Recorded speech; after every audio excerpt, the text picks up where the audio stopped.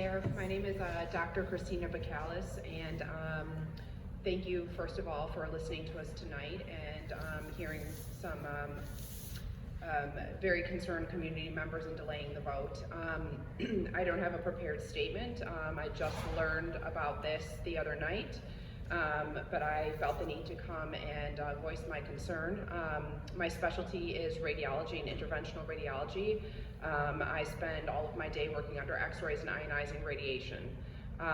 The very first day of my pediatrics rotation in medical school, a very smart attending physician, pediatrician, told me and all of the other medical students that kids are not just small adults.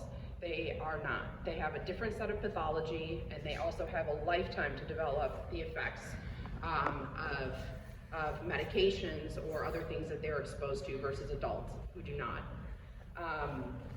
I think that you are gambling with children's lives here.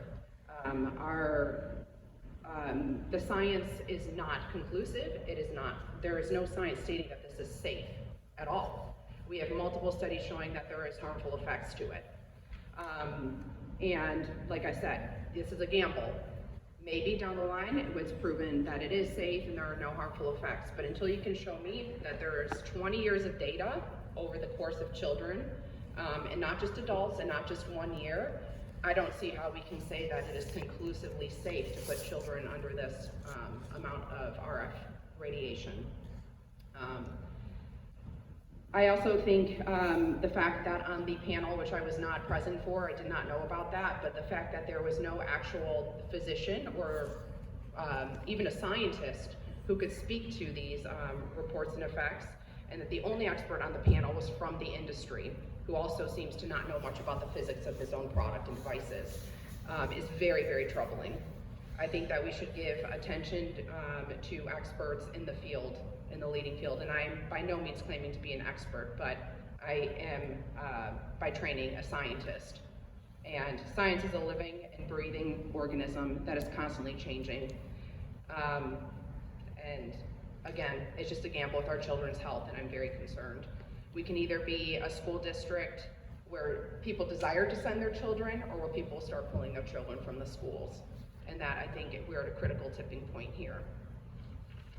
That's all I have to say. Thank you. Thank you.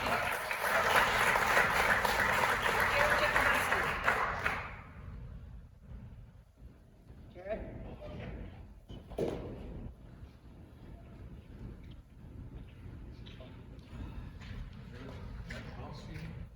White Hills and Forest Hills.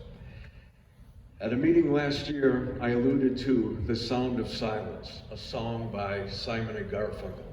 It was first planted in my brain back in 1964, the year I graduated from high school.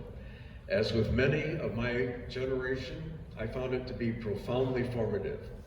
Well, it's deja vu all over again, as I reflect now on how the board sits in silence and compliance. And I think I might have to adjust that, because I don't believe you're quite as compliant as I thought you were before I came into this meeting. Anyway, that said, the board often sits in silence and compliance, not rigorously questioning, just rubber stamping whatever admin plops in front of you. Silent, often compliant. So, with apologies to Paul Simon, allow me to reprise and update my paraphrasing of his poetic song and timely message.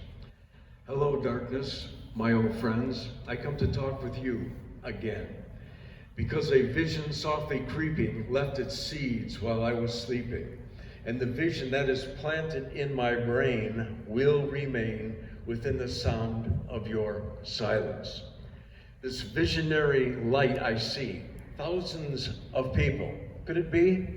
Shareholders talking without speaking, boards hearing without listening, people with thoughts that voices never shared. No one dared disturb the sound of compliance. Fools say I, you do not know compliance like a cancer grows. Hear my words that I might teach you. Take my arms that I might reach you. But Our words like silent raindrops fall and echo upon your walls of silence, of compliance. You bow and pray to a woke God you have made, but signs flash out the warning in the words that are forming. And the signs say, the words of prophets are written on classroom walls and unisex bathroom stalls and cell tower sprawls, and whispered in the sounds of silence. And yes, compliance. Bottom lines, if you are not rigorously thinking for yourself, you are not thinking at all. For God's sakes and for our children, stop silently unquestioning compliance. Think, really think, and listen, really listen. Not just to us, listen to your left, logic-driven brain trying to guide you away from emotional, tribal compliance, and by way of your God-given moral compass, back to honest rediscovery of your conscience. Thank you. All right, is there any other business before the board? Hearing none, the meeting is adjourned. Thank you.